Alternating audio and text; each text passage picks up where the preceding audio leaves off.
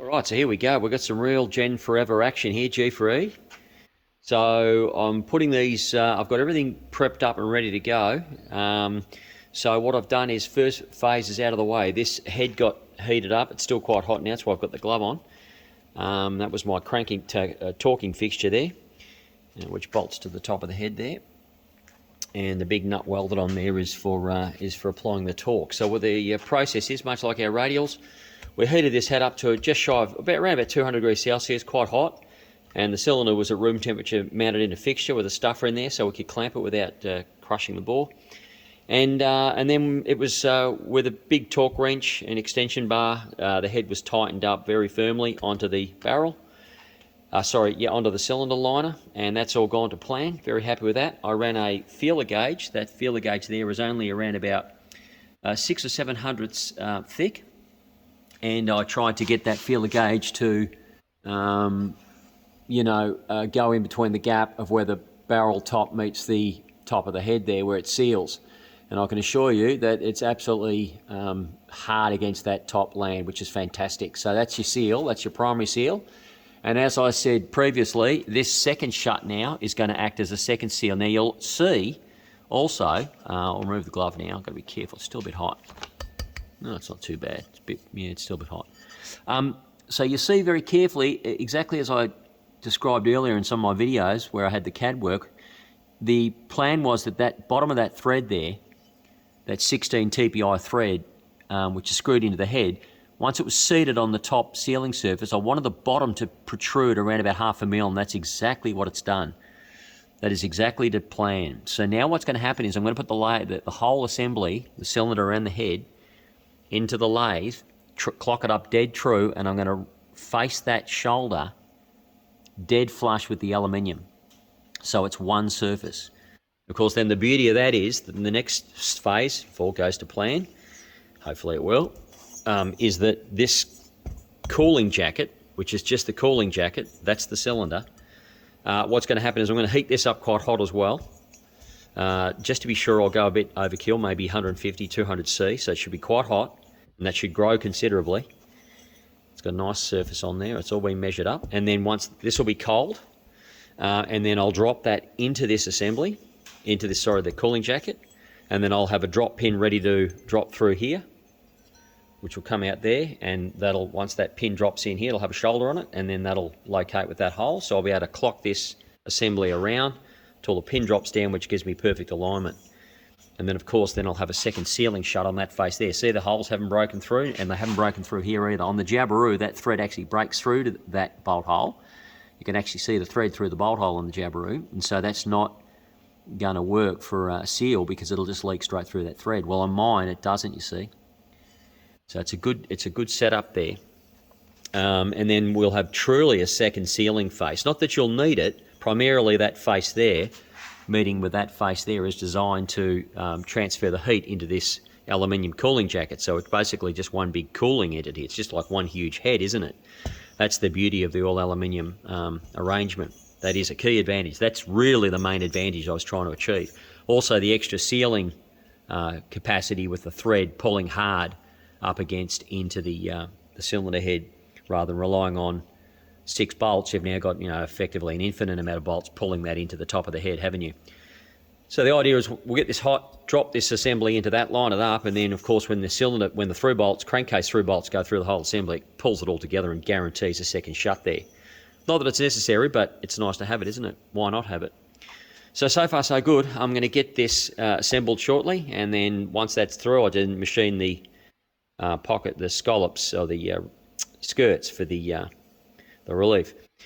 Now what I'm going to do actually is I've got a Gen 4 engine here that actually needs cylinders, and I've spoken to the customer. He's quite comfortable to try this on his Gen 4. Now the reason I'm going to do that is just for speed. I know this will work on any engine, but the reason I want to use it on the Gen 4 is because I don't have to build multiple cylinders for the first test. I can just run this cylinder on its own on that engine and utilize the studs that are already there, which are the right length.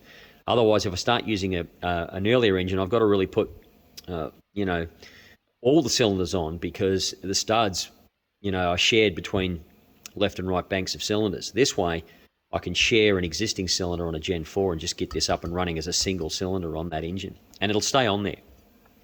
That's the plan anyway. And then the next phase will be then I'll build a complete engine with all 6 cylinders, because you can't really put this easily, this assembly onto an existing cylinder, because then the studs are the wrong length. You either go all in or nothing. So that's the plan. I'm going to get this together now and then press on. I'll show you what it looks like when it's all done, everything going to plan. My next nervousness is to make sure that once this is machined and this drops into here, one, that it does drop in comfortably and I can clock it. That's the plan. And secondly, that all the holes line up and that all my machining is correct. So let's see how that goes. All right, I got the assembly in Big Bertha here, my big lathe, and I've just put it in here purely for the purposes of machining that surface there flush with the cylinder liner. So the cylinder liner has now been taken down flush with that. I've taken a skim right across the lot. Look at that. That's perfectly flat now. So now that is a perfect shut. And there's no leaks between our thread and the bolt hole like the current Gen 4 does have a leak there. Because that, as I said earlier, that thread there on the Gen 4 cylinder, when they assemble it, actually breaks through into that bolt hole there. And so you can't rely on it as a second shut, a sealing face, whereas on ours you can. The primary sealing face, of course, up the bore there, in there, and the secondary sealing face now is this entire surface, which as I said, I've just run a skim across on this big lathe here. So that is absolutely perfect. That's locked in solid now. Now, if I ever needed to get that apart, it is simply a matter of putting this back into a fixture with my stuffer here, and the stuffer here stops the cylinder from crushing. It's a perfectly neat fit. It's only got a couple of thou clearance on it. And so you clamp on that in the fixture so it doesn't crush the bore, just like we do on our radials. And then you can heat the pup out of that head, get it nice and hot, and crack it loose. Steel and aluminium, and there's actually an anti-seize in there too. So if you ever need to pull it apart, that can come off that, and we can do, as I said earlier, one of the objectives is we can service that head. Now currently in the workshop we've got about a dozen or so Gen 4 cylinder assemblies that are in trouble because we can't do any seat and head work on it. Now the best we can do is give them a quick stone, but if there's any seat and guide work needed, which some of them do need, you're in trouble. So what we'll be able to do with this setup is, because the steel liner won't gall on the aluminium, we can simply heat the aluminium head up and then screw this off and take this out completely, and then work on the seats and guides and replace them if we need to, as we often do on the liquid cooled or the stock Jabiru heads. So we've got that advantage. And of course, to get this entire assembly out of the cooling jacket, it's once again heat up the cooling jacket first and then press that off, and then you're at this stage, and then again further heating of the head and screw this out. Now trust me, it will come undone. It'll be tight, but it will come undone. With enough heat, this will expand past this and it comes undone. But when it's assembled and all the through bolts are through, this can't have a tendency to come undone. One, because the through bolts are pulling it all down, and two, that steel shoulder there, which is the end of the thread, which is now being machined flush, is jammed between the cooling jacket and that shut. So it's quite a nice solution. So we'll see how it goes. As I said, the only downside, well, people say it's a downside, is that you've got a steel cylinder as opposed to nickel seal liner surface for the piston to run on. But you know, steel chromoly cylinders, which this is, have been used on aircraft engines for 100+ years. So anyway, I can't see there be a problem. This is pretty much this spigot here is going to go straight into the legacy crankcase, Gen 1, 2 and 3, because it's a steel liner and it's very thin. It's the same, in fact it's identical to the thickness of the legacy cylinder, only you'll have an all aluminium assembly. That's the whole idea of the G4E program. Righto, next phase, heat up the the cooling jacket, and slide it onto this assembly and line it up with a drop dowel through this 10mm, through this large hole here. All right, so second last stage. This stage here, I'll heat this up to about 150 degrees, maybe 200 C. See how it goes, and then that should get big enough to then slide on and close it up. And I've got a dowel. I've got an old stud here that I'm just going to slide in, and I've just slightly tapered that in there so it picks up that hole, and that's what I'm going to use to align the whole assembly. See? So now I'll warm this up and get this nice and hot, and then there's a bit of oil in there, everything's clean, so we should slide it together and let it shrink on there. And of course when this all gets assembled with the 3 bolts through the engine crankcase, it'll all be retained and held, but it will be, that is shrunk in there. There's about a couple of thou interference between that and that, so that should work out good. Alright, so this is the biggest phase. Once this is done, then the last bit is simply set up in the machine and machine the skirts for the crankcase clearance, and then we can put it on the engine and try it.